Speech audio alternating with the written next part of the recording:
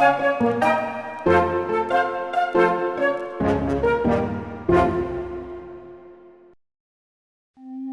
the evolutionists just kill a pterodactyl? Or did they finally catch up to the creationists? We find out in this season premiere of Genesis Week.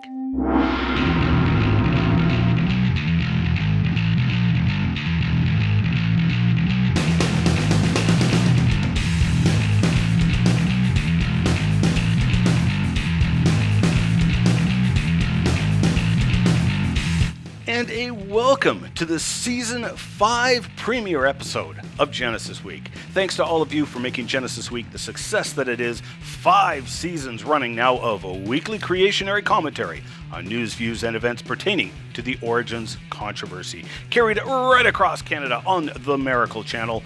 International viewers, including my American friends, can now catch Genesis Week on Roku every Thursday evening at 8 p.m. Central Time on the Genesis Science Network. Just search for Genesis Science Network on Roku and you'll find us. Or you can watch live streaming for free at GenesisScienceNetwork.com. Of course, you can still find us on the Christianema Network on YouTube. Christian cinema at its finest. Excellence in pirate broadcasting. We set up our studios at the Old Armstrong Radar Base so we could continue to bring you the information the anti-creationists don't want you to see or hear, and we continue to give glory to our Creator while doing it. Remember, if you get lost in cyberspace, you can just punch in GenesisWeek.com, where you can find us and subscribe to our YouTube channel to get extras like Crevo rants and full interviews with our guests. I'm your host, Ian Juby. Please, join me. The latest issue of the journal Antiquity had what would seem to be at first an oddly titled paper, The Death of a Pterodactyl. The authors, of course, were referring to a fairly well-known Indian pictograph located in Black Dragon Canyon in Utah. The pictograph was argued by many to be an oddly shaped winged creature. Some creationists even argued it was a pterodactyl. Quellec et al., using portable X-ray fluorescence, have contended this claim is an error, and in fact, the alleged pterodactyl pictograph is a composite of 5 different pictographs. Calling the creationists to the carpet, the authors specifically mentioned several by name, including our own fellow Canadian, author Vance Nelson, who had included the pterodactyl interpretation in his beautifully done book, Dire Dragons, which is a gorgeous compilation of dinosaurs in ancient artwork from around the world. Vance is the author of Untold Secrets of Planet Earth series of books, a researcher with both a theology and biology degree, and he joins me now from his home in Alberta. Welcome to the show, Vance. Good to be here, Ian. Now, I can tell just by the look in your face, you're totally shocked by this paper, and you're going to strongly disagree with the interpretation presented, aren't you? Not quite, Ian. It was not a surprise at all. Actually, in May of 2011, I revisited the Black Dragon Canyon site to take a look at the pictographs again for myself. Now, interestingly, when I was at the site, the first edition of my Dire Dragons book was actually on the ocean, coming over from China. I had taken a look at many different books on rock art, and that had mentioned Black Dragon Canyon. And interestingly, these books were written by secular authors, supposedly experts on rock art of the American Southwest. And up until just before my books were getting ready to be delivered, the consensus from all of the books and literature that I had read was that this particular pictograph was a unified drawing, a unified pictograph made with pigments. Now, I had come across an exception just before my books were getting ready to be delivered, and the exception was a book that I had read suggesting that it was not a unified pictograph. Now, this was unfortunate in timing, and so I decided, well, let me go back and take a look at this. Now, the other interesting thing is I was in communication with Dr. Gary Parker, who is a very well-known creationist, and we were looking at a fairly small image, actually an image that I had taken myself when I was there previously. And Dr. Parker, looking at the image, he said, you know, this looks like not a unified pictograph, you know, one single image made with pigment, but actually several. And so I decided, you know, I need to go back and to check this out. And so I went back May 2011, and a little more skeptical this time. And when I went back, 5 separate images. Now, unfortunately, in 1947, a gentleman had gone there and he had outlined these 5 images with chalk. And that is why when you go now, your eyes sort of draw all of these things together and you see a unified image. And so that was a problem when this gentleman went, and he actually wrote a paper. You know, we outlined all of the pictographic artwork there, and it looks like a bird, some weird bird. Well, the fact is there are 5 images there that I was able to see without X-ray fluorescence, okay, just with the naked eye. And the one on the far right is a serpentine creature, and you can actually see the forked tongue. You don't need any specialized equipment. At the far left are 2 quadrupeds. The far left one itself is a goat or a sheep. And then there is a supplicating figure sort of in the center, and he's got his arms out, and you can actually see his legs, and you can see his feet. And then there's another one at the far left that's pretty severely eroded, and the pigments are washing down and things like this. And so I mentioned this to a number of members of the creationist community at the time, etc. Then in 2012, Phil Center went and he said, there are 5 individual pictographs. And I had talked with Phil about this. I said, yeah, you're right. I said, some of your images aren't quite accurate there, though, Phil. And then we had this paper come out, and I was a little disturbed that they referenced me for this particular reason. When I put out my book, now of course I had been there May 2011, and I find out that, you know what, I was wrong. And this is about integrity, and so my book still hadn't been delivered, and so I was there, I find out, you know what, I was wrong. It's not a pterosaur at all. It's 5 individual figures. And guess what? Most of the secular authors were also wrong. It's not a bird. It's not a weird bird. It's not something like Fran Barnes said that looks like a Cretaceous flying reptile. Okay, it's not a unified object. It's 5 separate figures.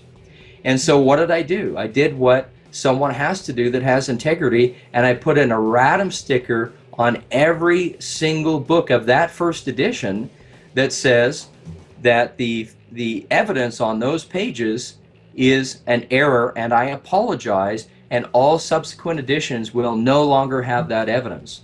Now, when I mailed out every single book, that erratum sticker went on to every single book. Now, the evolutionists that came out in 2012 and said, oh, look, the creationists were wrong, cited me in 2012, Phil Center, for example. And so I sort of emailed him and said, Phil, how come you did that? I didn't stand by that, and I personally emailed you the book. And also this paper as well.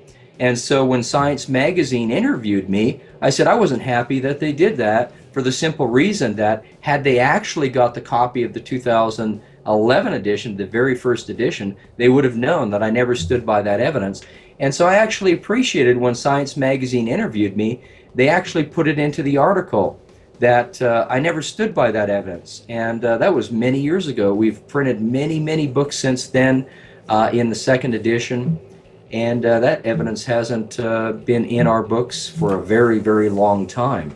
And I was basically the first creationist to have gone back and said, no, this isn't correct. This isn't a pterosaur at all. It's 5 individual pictographs that have nothing to do with a unified object, a unified creature, let alone a pterosaur.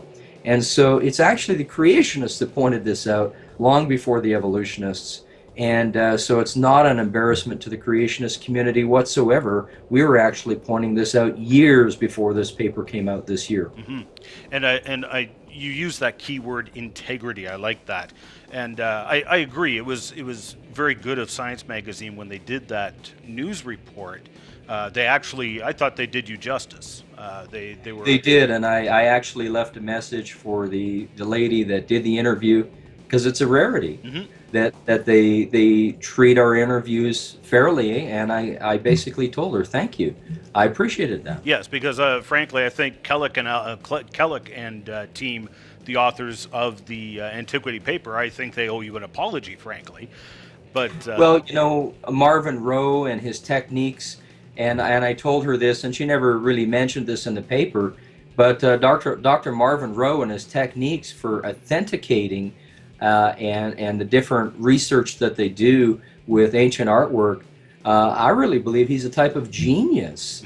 And I can't give him the credibility that he really has and really needs in the archaeological community when it comes to rock art. There are a number of different techniques that he's developed over the years, and one of the techniques that's been developed and published in peer-reviewed journals is plasma oxidation. And maybe we'll get to talk about this in a little bit, but Dr. Marvin Rowe, for nearly 2 decades now, has developed a technique known as plasma oxidation, which allows the dating of pigments that have been painted onto rocks without the interference of, for example, calcium carbonate, if that happens to be the matrix upon which the pigments have been painted. Of course, calcium carbonate, you can get a date on calcium carbonate. And you don't want to date the rocks or the matrix, you actually want to date the pigments. And so I really appreciate Dr. Marvin Rowe. I actually talked to him on the phone a number of years ago about the plasma oxidation technique that he developed a number of years ago. And so I expressed, and so I don't write them off, and you know, I don't really need an apology. I think that what was printed in Science Magazine brought things up to speed as far as the fact that, you know, I was there before they published the papers, and I came to this conclusion long before they published any of these papers about this. And so we came to our own conclusions that this was not a pterosaur. And of course, this brings up the million-dollar question, okay, which you alluded to. Okay, this pictograph is a mistake. We even acknowledge and agree with that. So what about all the other pictographs, carvings, cave art, etc., by the, dozens or hundreds from around the world with which depict dinosaurs? I mean, your Dire Dragons book alone, you documented how many new examples? Well, in the Dire Dragons book, which was just sort of the tip of the iceberg, there are 26 examples in Dire Dragons. And that was just one book. That's just one book. Now, I love this. LiveScience, of course, did an article on the Quellec paper, and Benjamin Smith, a professor of world rock art, made an interesting and frankly anti-science comment. He said, since Native American art is of spiritual significance and holds significant religious content, images can also depict magical and mythical subject matter, said Smith. Not all animals in Native American art, therefore, need to depict real-world creatures. Some will be supernatural, but none will be dinosaurs. Emphasis in the original article. Now, this is an interesting comment for several reasons. Most notably, he has put forward his scientific conclusions before he even examined the evidence. That's anti-science. Now, when I sent you that quote, you immediately responded with a picture. Yeah, well, I mean, of course, we remember the so-called refutation of the sauropod dinosaur at Kachina Bridge within Natural Bridges National Monument, to which I responded with my refutation of the refutation. And the interesting thing is that the so-called original refutation by the evolutionary community was by 2 individuals who hadn't actually even been up on the ledge.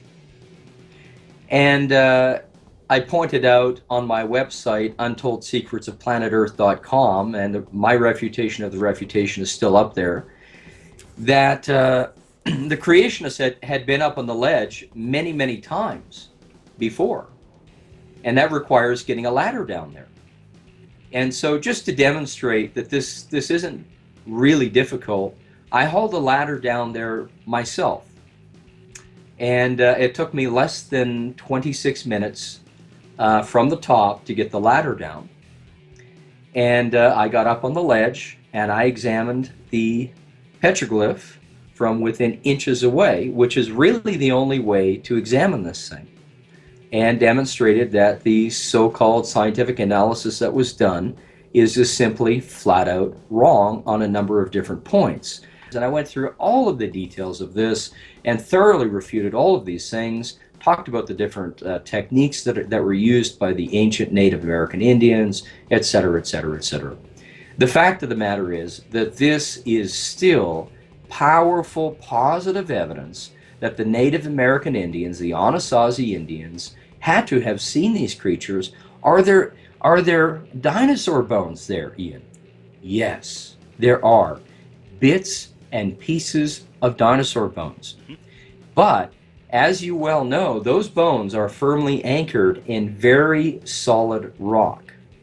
There's no doubt that the Native American Indians of that region saw bits and pieces of bones, maybe picked them up, but to excavate an entire sauropod, as I explain in my book, Untold Secrets of Planet Earth, Dire Dragons, we're talking about a problem that nobody has been able to explain. It's taken 200 years to develop the techniques, to develop the tools, to develop the glues. And even if you get all the bones, now we're talking about anatomy and physiology knowledge in order to put those bones together correctly. We're talking about now soft tissues. And the interesting thing is, if people all over the world were digging up the bones, why do they almost never depict the bones? They depict these creatures in with the flesh on, in living positions, interacting with people. And that's exactly what you see at Kachina Bridge, is a creature that is in a living pose with the flesh on. And so all over the world we see this, not just at Kachina Bridge, but the creature at Kachina Bridge, without any question, beyond a reasonable doubt, is a sauropod dinosaur. Now, I've had people say, oh, but his neck is up in the air. And we know from our reconstructions of the fossils that sauropods held their necks out almost straight. And so when we have a posture like this, almost straight up, it's incorrect. They couldn't have possibly seen a dinosaur like that because it's completely incorrect. Well, here's what's interesting. In 2009, a gentleman by the name of Naish challenged the secular paleontological community based on those reconstructions, and he said, you know what? You guys are wrong. Based on everything that we see living today, you guys are dealing with dead, dry bones. And if you take a look at the paper that Naish wrote, he said there has to be a lot more flexibility than what you guys are talking about. And so he was looking at the tails, he was looking at the necks of creatures such as sauropods, and he is suggesting that there was a lot more flexibility than what they previously allowed. I believe it's 2009. Naish is the name of the gentleman that did the paper, and he's done a lot of papers dealing with fossils, and he's basically saying you paleontologists don't do a really good job when you're trying to deal with dead, dry bones. And so he also did some other work dealing with fossils as well, such as the giant rabbit. And they reconstructed the rabbit with the neck basically straight out. And he said, why in the world would you think the neck would be straight out when living rabbits have their necks up like this? And so very interesting papers this guy's writing. Secular guy, secular communities, science guy. And so, you know, when we see artwork with the necks up, why do we have a problem with that? Right, right. And so anyway, that's just one example. And of course, there's examples all over the world. We can go into the Amazon rainforest, and again, we see another sauropod surrounded by 9 hunters. And this was the show we did. Actually, I think we did 2 shows on this, Ian. And of course, at the time, I'm not sure if we had finished the scientific analysis or not. Do you recall? You had just finished the scientific analysis, but you had not yet published your latest book, which I still didn't get a copy. Okay. Amazon Expedition.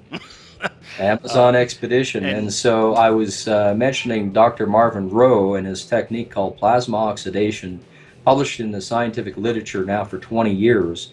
And plasma oxidation was actually, because the skeptics raged, the pigments were too bright.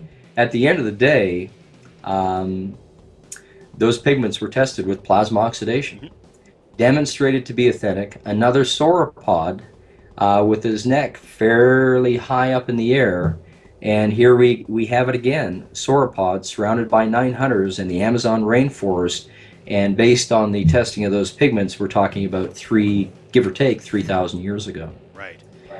So, I mean, how many pieces of artwork that have been proven to be authentic, we're talking about petroglyphs and pictographs only right now because of the Black Dragon Canyon that turned out not to be a pterosaur.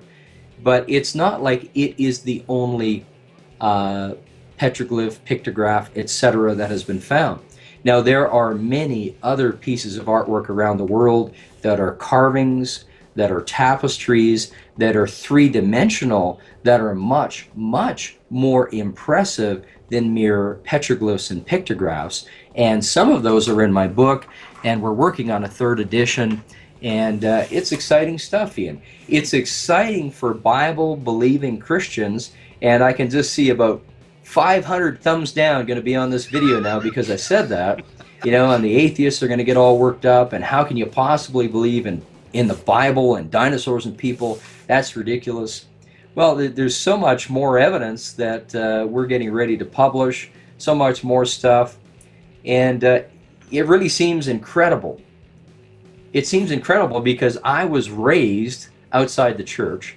I was raised to believe in anything but the Bible, but the more and more we get out there and the more and more real science that we do and the more and more we investigate this world, the more and more it actually blows my mind that I spent 19 years outside of the church mocking the Christians for having to go to the church and read and study that what I thought was a ridiculous book, a ridiculous religion, Christianity.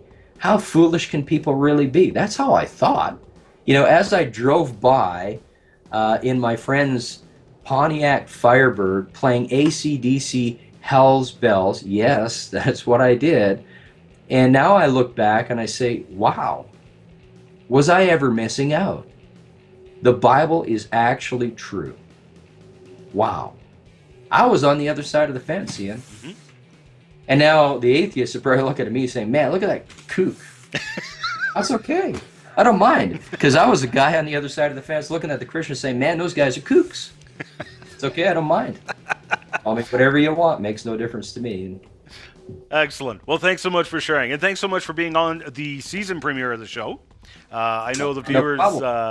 I know the viewers really look forward to this. I had a lot of comments the last 2 times you were on the show, so it's always good to have you on. Good to be on, Ian. You can get copies of the latest editions of the Untold Secrets of Planet Earth books from untoldsecretsofplanetearth.com, all one word. And while I haven't had the privilege of seeing the final Amazon Expedition book, I did have the privilege of seeing the final digital copies of the pages before it was sent to printing. All of them are typical, gorgeous books, great coffee table readers, and just a fun read, which will definitely provoke discussion about creation and evolution and the evidence for creation. This interview was edited for television, but you can catch the entire interview on our website, genesisweek.com. Stick around, we'll be back in 1 minute.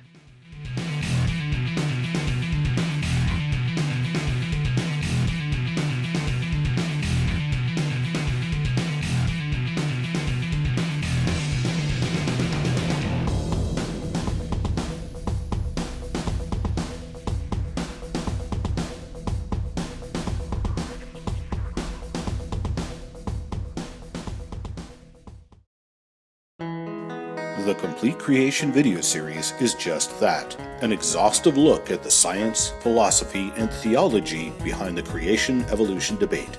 In this 12 DVD series, Ian Juby starts off with a 1-hour presentation for the children in God's little creation. He then follows up with almost 11 hours of lecturing for the adults as he walks you through the debate starting at its surprising history, and examining the evidence from biology, geology, physics, paleontology, and archaeology. Chances are, any question you have about the creation-evolution debate is answered in this video series.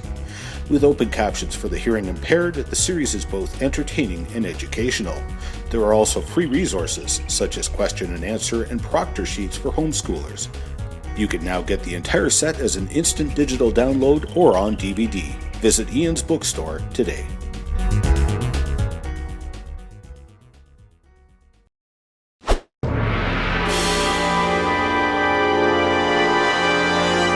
Woohoo! Mail for me?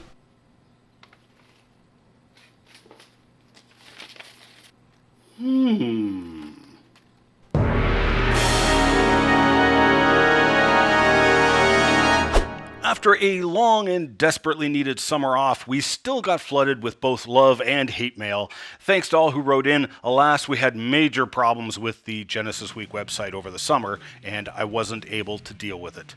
Scott emailed us. Ian and team, tremendous show. I have been a growing apologist for a few years now, but I've become a complete addict of Genesis Week and leaning hard towards its subset, Young Earth Creation. I know you are working hard to maintain the show, your career, your hobbies, and your life, but I want to encourage you. The information you are giving on this wonderful show is simply not as readily available anywhere else, and it is ID gold. Thank you so much for everything you and the ID community are doing at the expense of your savings and your sanity. You're an incredible boon to those of us on the front lines, and I cannot adequately convey my thanks enough. Keep it up, and we'll support you with the consistent prayer and funds as best we can. In Christ, Scott. P.S. I have passed the addiction off to my son recently, and will get my apologetics class hooked as well.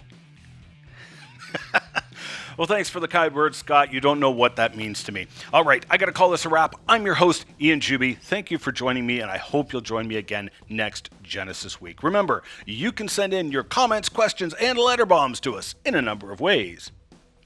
You can email us at comments@genesisweek.com, or you can send us a tweet at GenesisWeek, or you can go to our website at genesisweek.com, find the most recent show, and comment there. Or you can visit our Facebook page at facebook.com/GenesisWeekTV. Remember those words of our Creator, the Lord Jesus Christ, who said, I am the way, the truth, and the life. No man comes to the Father except through me. We'll see you on the flip side.